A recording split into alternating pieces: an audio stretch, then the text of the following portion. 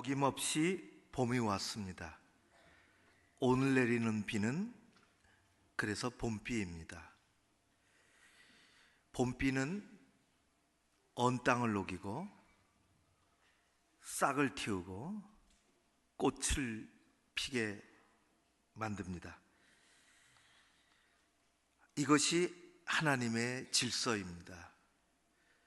우리는 자연의 일부로, 피조물의 일부로 그 질서 가운데 살아가고, 그런 질서를 통해서 말씀하시는 하나님의 영적인 메시지를 듣습니다. 봄의 메시지라는 황송문 시인의, 이분이 지금은 연세가 많으신데 봄의 메시지라는 시가 있습니다. 이렇습니다. 정신결핍증을 앓는 이는 오세요. 몰인정의 아픔을 참는 이는 오세요. 진실이 사랑받는 꽃시장에서는 버들강아지의 봄이 한창이랍니다. 머리 내두르던 이는 겸허하게 오세요. 핏대를 세우던 이는 온유하게 오세요. 문명이 찌든 속사람을 데리고 도시의 숨구멍으로 나들이를 오세요. 봄 햇살 가득한 웃음꽃을 보세요. 맹물에도 잘 사는 생명들을 보세요. 세상을 모른 채 기쁘게만 사는 봄 사상의 털 북숭이를 바라보세요.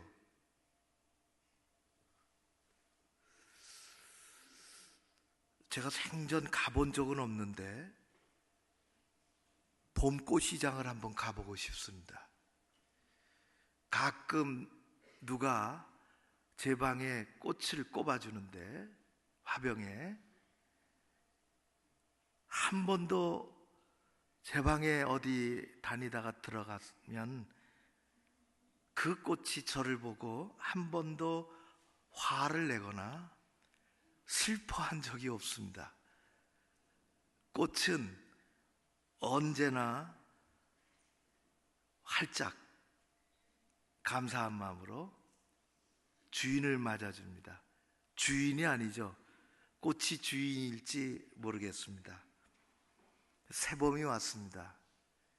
하나님의 새로운 은혜가 여러분들에게 꽃이 피듯이 그렇게 피어지는 놀라운 믿음의 사건들이 구체적으로 나타나기를 주의 이름으로 축원합니다. 오늘 본문은 바로 그런 내용이요, 말씀의 제목은 치유와 회복입니다. 오늘 말씀은 안식일의 회당에서 일어난 일입니다. 3장 1절에서부터 6절까지 읽었는데, 이 본문은 사실 그 앞에 2장 23절에서부터 끊어지지 않고 이어지는 것입니다. 오늘날로 표현해 하면은 안식일의 회당에서가 주일의 교회에서 그런 것입니다.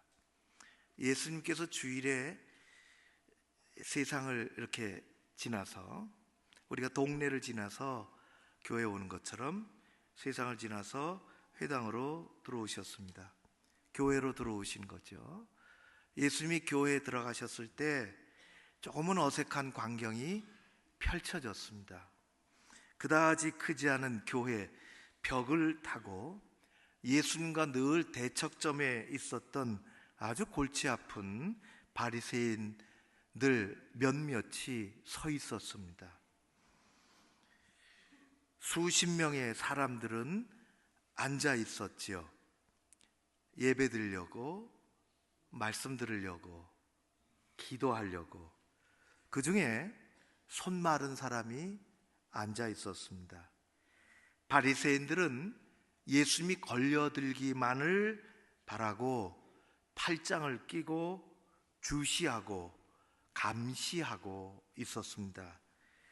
그들은 자신들이 만든 아주 무섭고 무거운 율법 조항을 들어서 안식일에 일하기만 해봐라 하고 예수님을 하나님의 자신들이 만든 계율에 어긋나면 붙잡으려고 노리고 있었지요.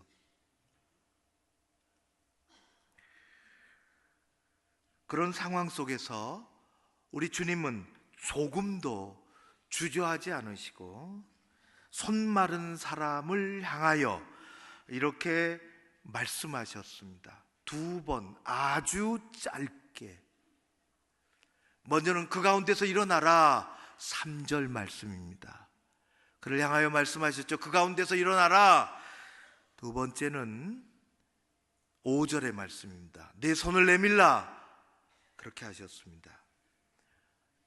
성경에 보면은 결정적인 순간에 생명의 교류가 오가는 아주 결정적인 순간에는 예수님의 말씀이 강하고 짧아집니다.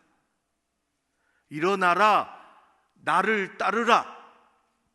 일어나라, 내 자리를 들고 가라. 아주 짧아지십니다. 마치 창세기 1장에 하나님께서 빛이 있으라 말씀하신 것과 같습니다. 일어나거라, 내 손을 내밀거라. 그 순간에 꼬부라진 마른 손이, 신경이 연결되어지고 기운이 들어가고 움직이기 시작했습니다. 주님은 이 놀라운 치유와 회복의 기적을 사람들의 눈앞에서 일어나게 하셨습니다. 인생이 치유되고 회복되는 것은 하나님이 원하시는 것이요, 예수님이 하시는 일이십니다. 주님은 우리의 인생을 치유하시고 회복시켜 주시려고 이 땅에 오셨습니다. 교회에 오십니다.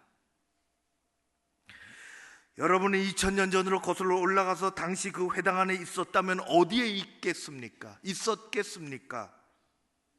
한 사람의 바리새인이 되어 못마땅 눈을 가지고 팔짱을 끼고 벽에 기대 서서 어떻게 되나 어떻게 하나 두고 보자 감시하고 계시겠습니까? 아니면 주님 앞에 앉아 예배드리고 말씀을 듣고자 기도하며 치유와 회복의 기적에 동참하시겠습니까?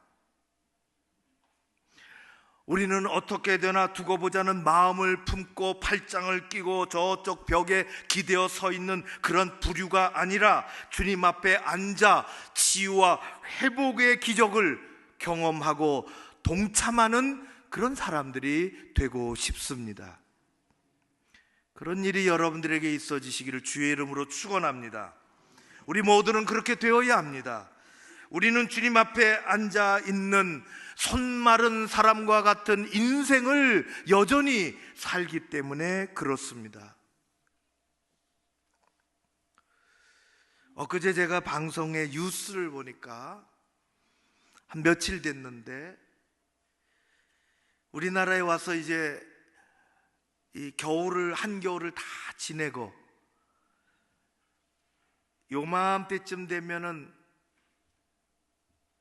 떠나는 철새들, 그 뉴스에는 철원 쪽에서 월동을 하는 독수리들이 나왔습니다. 한겨울을 다 보내고 이제 북쪽 몽골 쪽으로 돌아가서 이제 그곳에서 잘 지내고 새끼 낳고 새끼를 건강하게 키우고, 그리고 혹독한 추위가 오기 전에 수천 킬로를 날아서 다시 이 땅에 오는 것입니다. 그 뉴스는 그것을 얘기한 것이 아니라 그 철원 어디 논두렁에 수십 마리의 독수리가 나자빠 죽은 것을 방송해 줬습니다. 왜 이렇게 됐느냐? 농약 먹고 죽었다는 것입니다.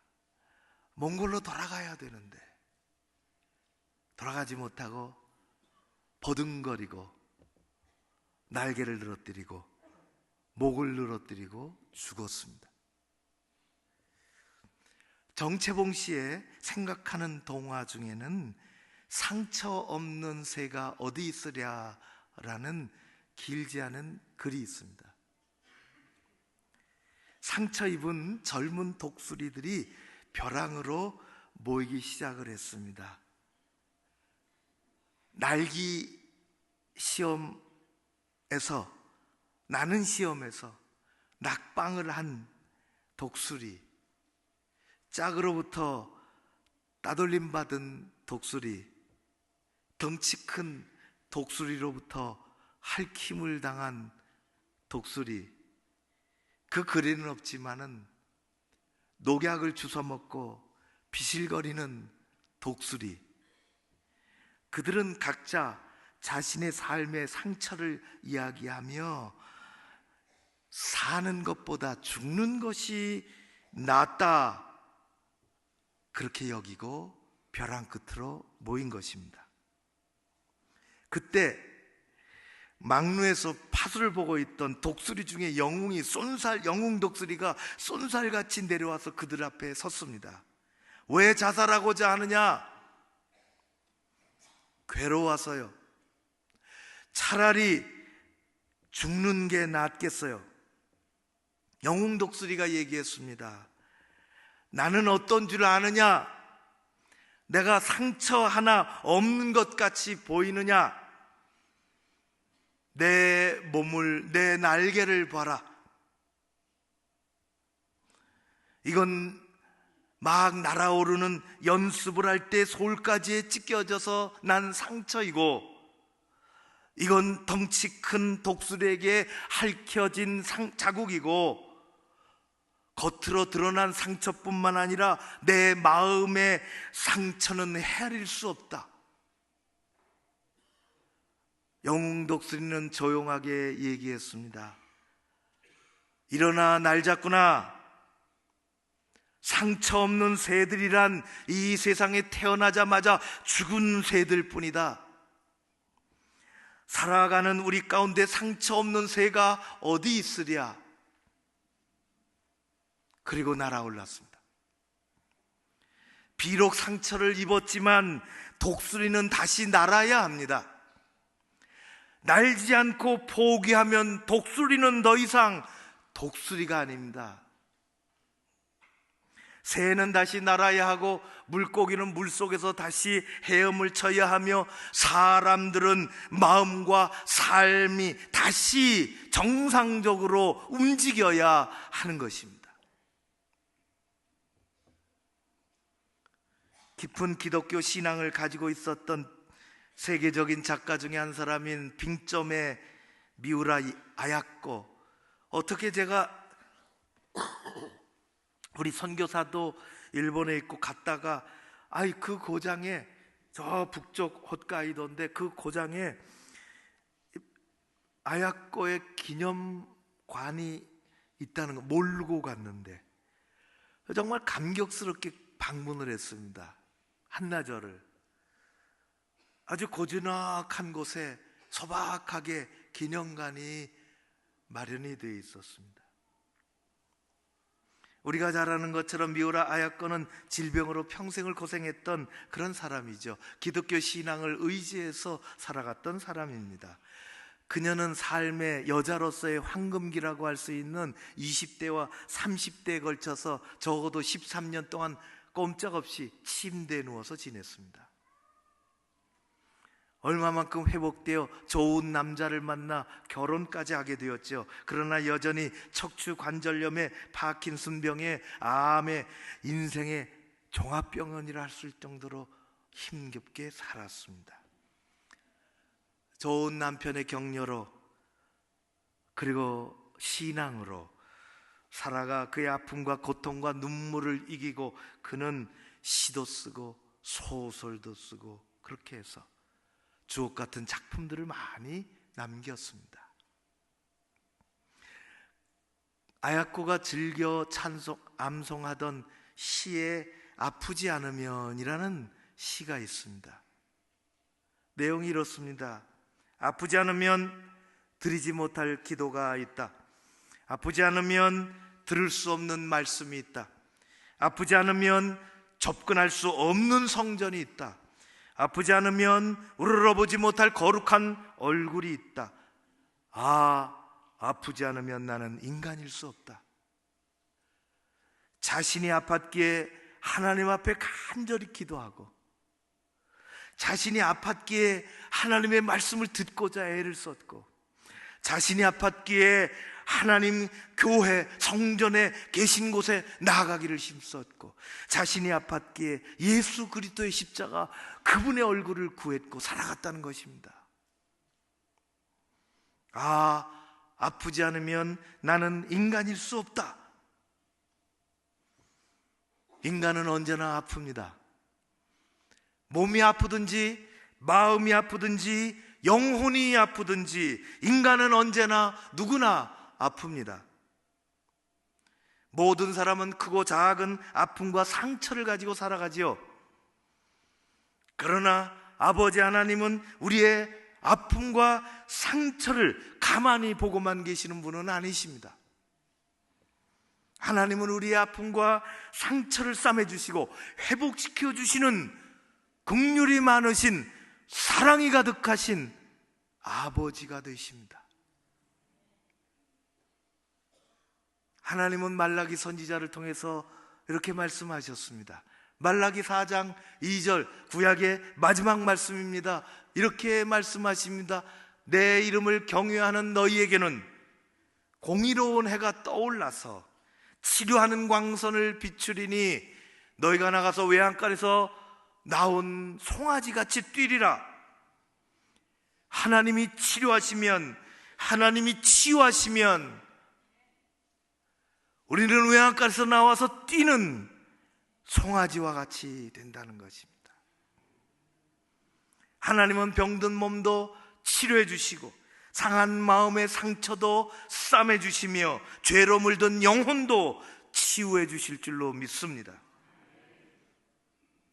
사람의 마음은 참 오묘하여 너무너무 신비롭습니다. 그 마음이 넓을 때는 한없이 넓어서 온 우주를 다 품습니다. 그러나 그 마음이 좁을 때는 한없이 좁아서 바늘 하나 들어가기도 어렵습니다. 봄날의 날씨처럼 온 땅을 녹이기도 하고 싹을 틔우기도 하고, 시베리아보다 더 추워서 다른 사람의 손을, 마음을 꽁꽁 묶어놓기도 합니다. 돌보다 무거워서 그 어떤 힘으로도 움직일 수 없으며, 새털보다 가벼워서 경쾌한 봄바람을 타고 하늘을 나르기도 합니다. 마음의 빗장이 열려서 하나님의 예수 그리스도의 치유에 손길이 가 닿으시기를 주의 이름으로 축원합니다. 주님의 치유와 회복이 우리에게 일어나면 우리의 마음은 시베리아에서 봄으로 바뀝니다. 꼬불꼬불, 한없이 꼬불꼬불, 좁고 어둡고 답답했던 미로가 사라지고 시온의 대로가 열리는 것입니다. 빗장이 무너집니다. 이런 놀라운 은혜가 성령의 만져주심으로 우리 교회 기적들이 일어나기를, 간증이 있기를 주의 이름으로 축원합니다. 우리 주님은 교회로 들어오셨습니다. 그리고 조금 두려워하는 마음으로 회당 교회 자리에 앉아있던 손 마른 사람에게 두 가지를 말씀하셨지요. 대뜸 먼저 말씀하셨습니다. 사람들 가운데서 일어나라, 일어나라. 바른 신앙생활은 사람들 속에서 숨어서 하는 게 아닙니다. 예수님 앞에 일어나야 합니다. 일어나라. 그 가운데 묻혀있지 말고 일어나라. 예수님 말씀하세요.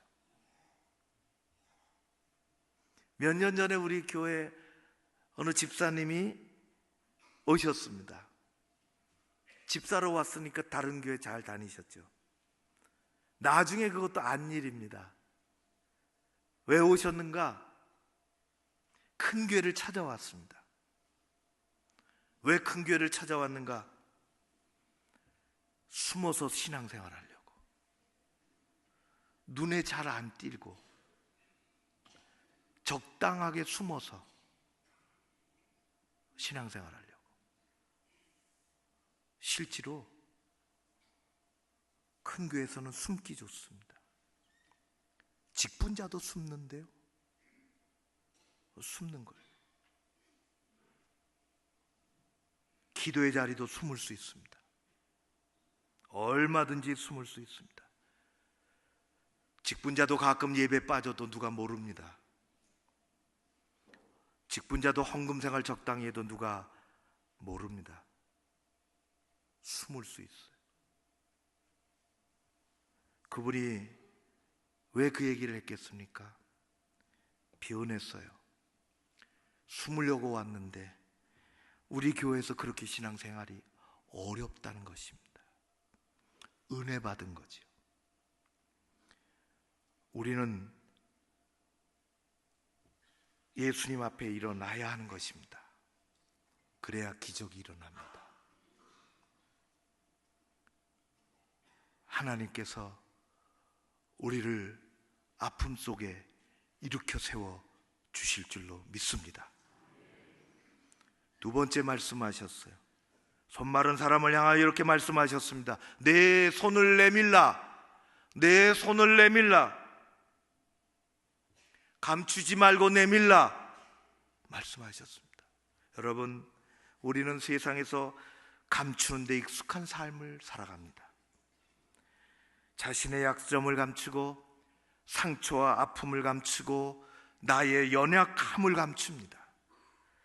약점이 보여지면 내가 무시당할까 봐, 상처가 보여지면 내가 더 아파질까 봐, 연약함이 보여지면 누가 나를 이용할까 봐 우리는 적절히 감추며 살아갑니다. 세상에서는 적절히 감추며 사는 것이 삶의 요령이 될지는 모르겠으나 하나님 앞에서 감추고 사는 것은 대단히 어리석은 일입니다. 하나님 앞에서는 우리는 모든 것을 내밀고 살아야 하는 것입니다. 내 손을 내밀라. 내 아픔과 약점과 상처와 죄악도 내밀라 말씀하십니다.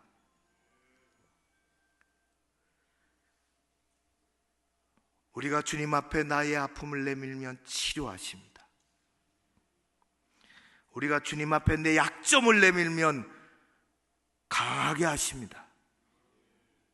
약한 자를 들어 강하게 쓰신다고 했습니다. 우리의 상처를 내밀면 깨끗하게 싸매 주십니다.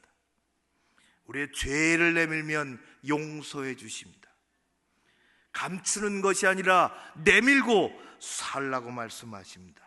그래야 할 때 치유와 회복이 일어날 줄로 믿습니다.